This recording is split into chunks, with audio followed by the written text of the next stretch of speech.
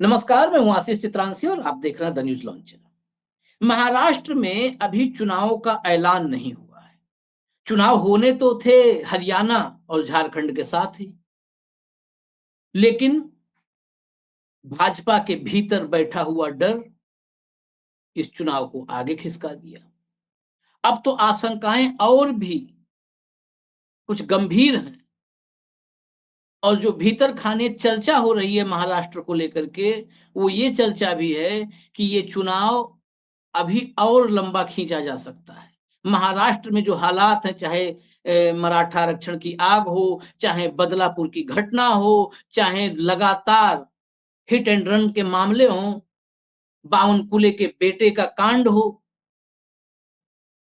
भाजपा चुनाव महाराष्ट्र में अभी नहीं चाहती है।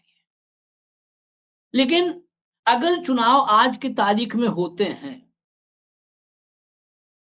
तो हालात क्या हैं भाजपा के? ये एक ओपिनियन पोल में सामने आ गया। महाराष्ट्र पर खासकर गहराई से ओपिनियन पोल ये ग्रुप करता है लोक पोल नाम से। इसका सर्वे जो है, वो सर्वे हम आपको दिखाएंगे। हालांकि इसके सर्वे के आंकड़ों पर हम सहमत नहीं हैं या हमारी सहमति नहीं है, ऐसा आप मान सकते हैं। इसके आंकड़ों में हम बीजेपी को और नीचे देखते हैं, जहां तक इस सर्वे ने देखा है। महाराष्ट्र महीने में एक सप्ताह 10 दिन 8 दिन 6 दिन गुजारने वाले अशोक वानखेड़े जी, वो अक्सर महाराष्ट्र की सियासत पर और चुनावी संभावनाओं पर जब बात होती है, तो आज की तारीख में उनका कहना है कि बीजेपी 50 नहीं क्रॉस कर रही अपने दम पर, और पूरा जो महायुति है, एनडीए है, वो 75। लेकिन हम आते हैं लोक पोल सर्वे पर। इस सर्वे को गौर से देखिएगा। इस सर्वे में ओवरऑल महाराष्ट्र में भाजपा को, मतलब एनडीए को कितनी सीट मिल रही है? एमवीए यानी महाविकास अघाड़ी, जिसमें शिवसेना यूबीटी, शिवसेना उद्धव ठाकरे वाली, शिवसेना एनसीपी शरद चंद्र पवार और कांग्रेस, ये तीनों शामिल हैं। इनको कितनी सीट मिल रही है, अन्य को कितनी सीट मिल रही है? ये ओवरऑल सिर्फ महाराष्ट्र पे नहीं है। इसने और डीपली जो है इस सर्वे को किया है लोक पोल ने, और महाराष्ट्र के 6 डिवीजन, उनको भी अलग-अलग, उनको भी एनालाइज किया है कि एक-एक हिस्से में कहाँ पर एनडीए मजबूत है और कहाँ पर महाविकास आघाड़ी मजबूत है, किसको कितनी सीट मिल रही है। ये 6 के 6 डिवीजन, चाहे विदर्भ हो, चाहे खानदेश हो, चाहे ठाणे कोंकण का इलाका हो, चाहे मुंबई हो, पश्चिमी महाराष्ट्र हो या मराठवाड़ा। तो हम पूरे 6 अलग-अलग जो हैं ज़ोन इसके, ये सभी 6 ज़ोन में क्या परफ़ॉर्मेंस अभी ओपिनियन पोल में आ रही है, सर्वे में आ रही है, ये भी दिखाएँगे। तो सबसे पहले पूरे महाराष्ट्र की क्या तस्वीर है, वो समझने के पहले एक-एक हिस्से पर हम ध्यान देते हैं, और सारे 6 ज़ोन समझने के बाद तब पूरा महाराष्ट्र की क्या तस्वीर आ रही है, महाराष्ट्र में किसकी सरकार बनती नज़र आ रही है, ये देखेंगे। सबसे पहले विदर्भ की तस्वीर आपकी स्क्रीन पर है, विदर्भ को देखिए। विदर्भ में कुल 62 सीटें हैं, 62। 62 सीट में एनडीए को 15 से 20 सीट, एनडीए को 15 से 20 सीट मिल सकती है, और महाविकास अघाड़ी यानी कांग्रेस, शिवसेना उद्धव ठाकरे और एनसीपी शरद चंद्र पवार, इनको 40 से 50 सीट, यानी विदर्भ में एक बहुत बड़ा अंतर है। एक तरफा यहाँ पर महाविकास अघाड़ी जीतती नजर आ रही है इस पहले और बड़े ओपिनियन पोल के मुताबिक।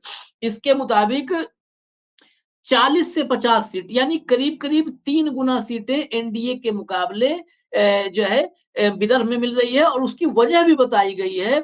वजह बताई गई है, यहाँ पर ग्रामीण संकट के साथ-साथ जो एससी एसटी के वोटर्स का जो पोलराइजेशन है, जो एक साथ आ रहे हैं, ये बड़ा इम्पोर्टेंट फैक्टर है। इसके साथ ही सोयाबीन और कॉटन, ये सोयाबीन को लेकर के बहुत सारी, सोयाबीन पर तो अकेले अलग से आधे घंटे का प्रोग्राम बन सकता है कि सोयाबीन पर कैसा खेल है, सोयाबीन का खेल कौन खेल रहा है, इसमें अडानी की क्या भूमिका है, रोल है, ये बहुत समझने वाली बात है। तो सोयाबीन और कॉटन, ये विदर्भ में बीजेपी के लिए मुसीबत बने हुए हैं। अब आते हैं खानदेश पर। खानदेश दिखाइए कंट्रोल रूम।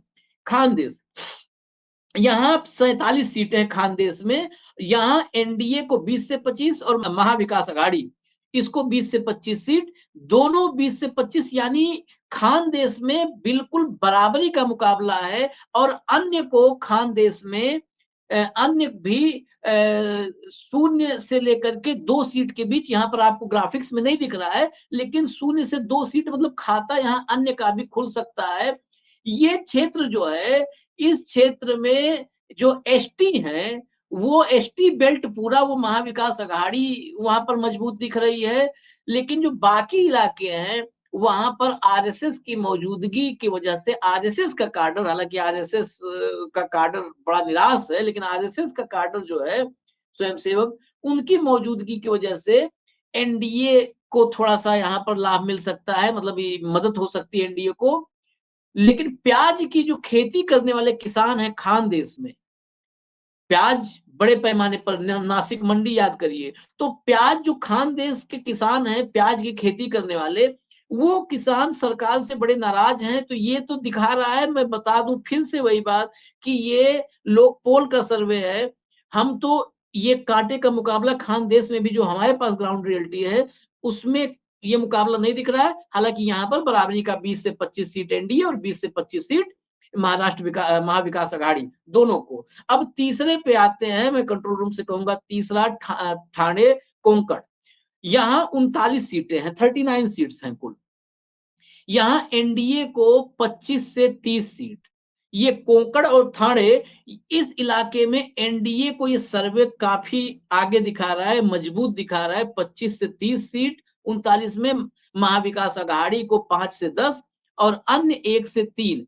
इसमें महत्वपूर्ण ये है कि जो ठाणे है, ये एकनाथ शिंदे का गढ़ रहा है। ये गौर कीजिएगा इस सर्वे में। लेकिन अभी भी इस सर्वे से मैंने कहा था कि व्यक्तिगत रूप से हम और हमारी जो ग्राउंड रिपोर्ट है, इससे 100% इत्तेफाक नहीं रखते हैं। लेकिन यहाँ ठाणे में एनडीए का एकनाथ शिंदे का गढ़ रहा है। हो सकता है लोक पोल में वो रिफ्लेक्ट कर रहा हो। कोंकण का जो एरिया है, वो कोंकण के एरिया में क्षेत्र में भाजपा की उपस्थिति है, और खासकर नारायण राणे का जो वो बयानबाजी है, लगातार उग्र या नफरती बयानबाजी जो दे रहे हैं, कहीं हो सकता है उसकी वजह से पोलराइजेशन हो रहा हो। लेकिन फिर भी मैं आखिर में फिर रिपीट बार-बार इसलिए कर रहा हूँ कि अभी इन आंकड़ों से, ये जो पहला बड़ा ओपिनियन पोल है हम दिखा रहे हैं, इन आंकड़ों से हम सहमत नहीं हैं पूरी तरह से। इनको आप रुझान मान सकते हैं। ठाणे और कोंकण के बाद अब हम चौथे जोन पर मुंबई की तरफ चलते हैं। मुंबई में कुल 36 सीटें हैं। मुंबई जोन में यहाँ एनडीए को 10 से 15 सीट और महाविकास अघाड़ी को 20 से 25, दोगुने का करीब करीब अंतर है। ये दोगुने का अंतर जो आपको दिख रहा है, ये मुंबई बेल्ट में ये लोकसभा चुनाव के समय भी था। हालांकि सीटों के बंटवारे में एक आध जगह पर चूक भी मानी जा रही थी कि हुई है। अन्य का यहाँ पर खाता खुल सकता है, एक सीट मिल सकती है। अब आपको खानदेश और मुंबई, इन दोनों जोन में जो स्थिति परिस्थिति है, जो आकलन विश्लेषण किया जा रहा है, उससे भी बता दें, वाकिफ करवा दें। जो हमने कोंकण और ठाणे की बात की थी, वहां पर कोंकण का बेल्ट मैंने आपको बताया ही था कि एनडीए का स्ट्रांग होल्ड है। और जो है यहाँ पर सीपीआईएम, जो सीपीआईएम है, मतलब मार्क्सवादी कम्युनिस्ट पार्टी, यानी वामपंथी का भी यहाँ पर वो भी थोड़े से प्रासंगिक हैं। तो इनको भी देखना होगा। और मुंबई के जोन पर जब हम आते हैं, तो मुंबई जोन में पूरा चुनावी नैरेटिव ही वो शहरी क्षेत्र आ जाता है, तो अमीर गरीब वाला नैरेटिव दिखने लगता है। यहाँ शिवसेना को जो एससी मतदाता है, यानी दलित मतदाता, वो शिवसेना के पक्ष में है।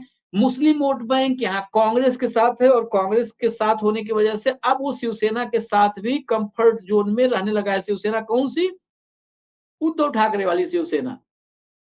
कांग्रेस का यहाँ पर कद महाराष्ट्र में लोकसभा चुनाव में भी बढ़ा था, कांग्रेस का प्रभाव है। बीजेपी के लिए यहाँ पर ऑक्सीजन गुजराती हैं। ये कई बार हमने और भाऊ ने चर्चा किया, कुछ ऐसे इलाके हैं जहाँ पर गुजरातियों की बस्ती है और महाराष्ट्र मुंबई में खासकर गुजराती काफ़ी संख्या में हैं। तो जो गुजराती हैं वो भी मुंबई में भाजपा के लिए और एनडीए के लिए ऑक्सीजन बन सकते हैं। अब 5वें ज़ोन पर चलते हैं, पश्चिमी महाराष्ट्र। पश्चिमी महाराष्ट्र में एनडीए को 20 से 25 सीट मिल सकती है और महाविकास अघाड़ी को 30 से 35 सीट।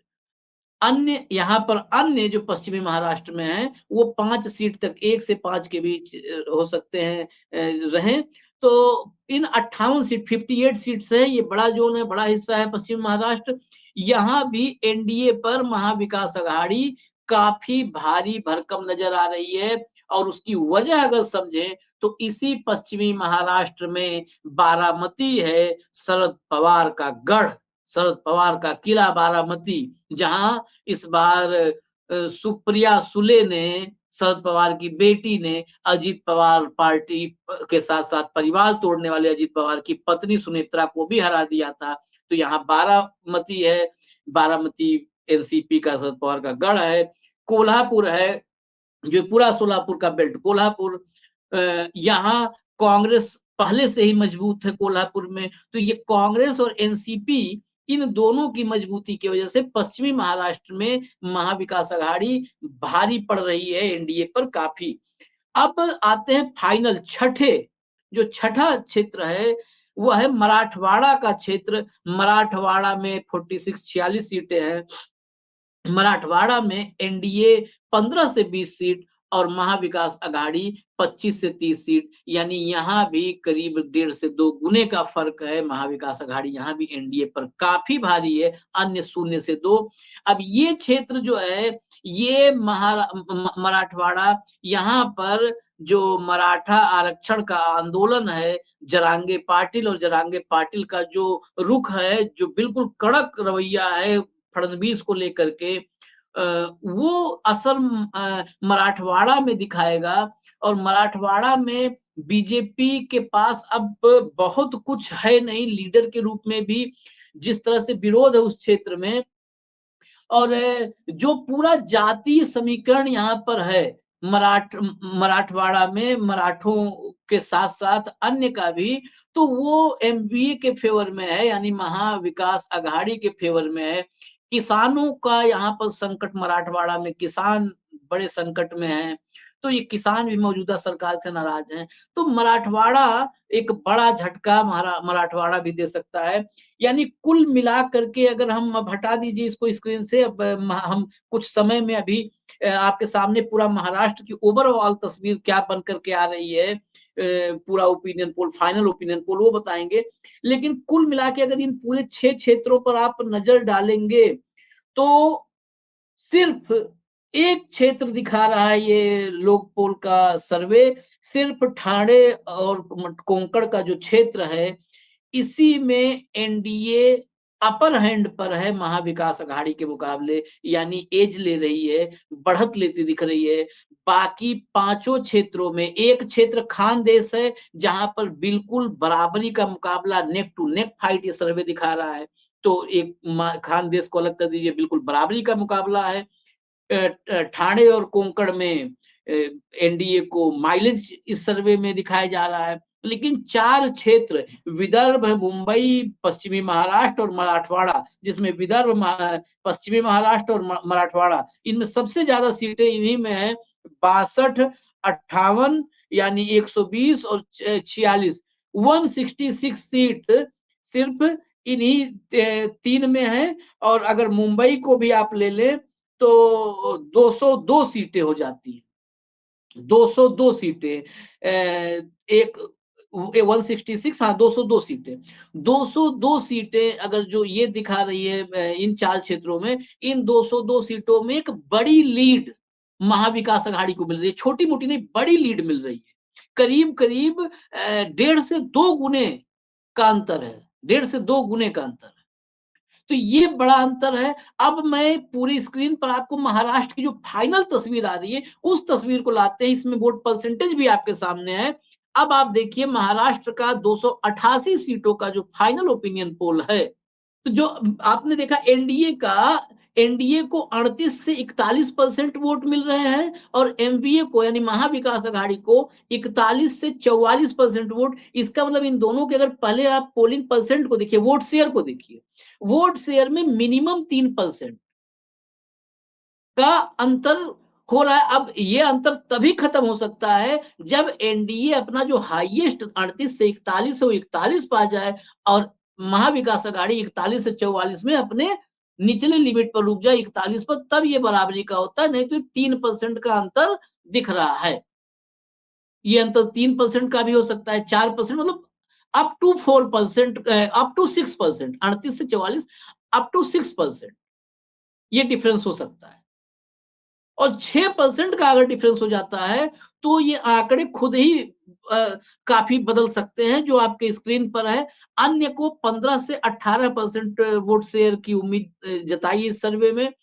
अब आप देखिए फाइनल सीटें, 288 की असेंबली में एनडीए 115 से 128 यानी बहुमत से काफ़ी दूर, 145 बहुमत से काफ़ी दूर नज़र आ रही है एनडीए 288 में। महाविकास अघाड़ी 141 से 154, 141 से 154 सीट यानी लोअर लिमिट जो है वो बहुमत के करीब है, अपर लिमिट बहुमत से पार है। अन्य 5 से 18, 5 से 18 सीटें अन्य के खाते में जाती हुई नजर आ रही हैं। अब ये पूरी तस्वीर आपके सामने महाराष्ट्र की है। इस सर्वे के मुताबिक महाविकास अघाड़ी महाराष्ट्र में इस बार सरकार बनाती नजर आ रही है। एनडीए के लिए स्थितियां ठीक नहीं है, लेकिन आखिर में फिर मैं इस बात को रिपीट करूंगा, हटा दीजिए कंट्रोल रूम इसको, ग्राफिक्स को। आखिर में फिर रिपीट करूंगा, ये सर्वे जो हमारे पास जमीनी रिपोर्ट है, महाराष्ट्र की काफ़ी ज़मीनी रिपोर्ट है। मैंने पहले ही कहा कि भाऊ वहाँ पर काफ़ी वक़्त गुज़ारते हैं, महीने में 2-4 3-4 विज़िट होते हैं।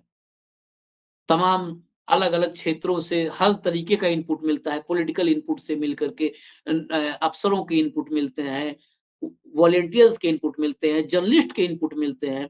अगर उन सब इनपुट को माने हम, तो जो 115 से 128 एनडीए का आंकड़ा है, ये आंकड़ा आज की तारीख में 70 से 80, मतलब 80 के आस-पास टहलता नज़र आ रहा है, 80। 80, 85, 5 सीटें ऊपर-नीचे हो सकती है, मतलब 75 भी हो सकती है, 80 भी, 85 भी, यही ठहरती नज़र जो आंकड़ा महाविकास अघाड़ी का 141 से 154 तक दिखाया जा रहा है, ये आंकड़ा 180 के आस-पास आकलन कर रहे हैं। जो स्थानीय कार्यकर्ता हैं, वो सभी 180 के आस-पास आकलन कर रहे हैं। खैर, अभी तो इंतज़ार करना होगा कि महाराष्ट्र के चुनाव का आधिकारिक ऐलान हो जाए, शंखनाद हो जाए। महाराष्ट्र तो तैयार बैठा है इस बार हिसाब-किताब करने के लिए। न्यूज़ लॉन्चर आप देखते रहिए, मुझे इजाज़त दीजिए। नमस्कार।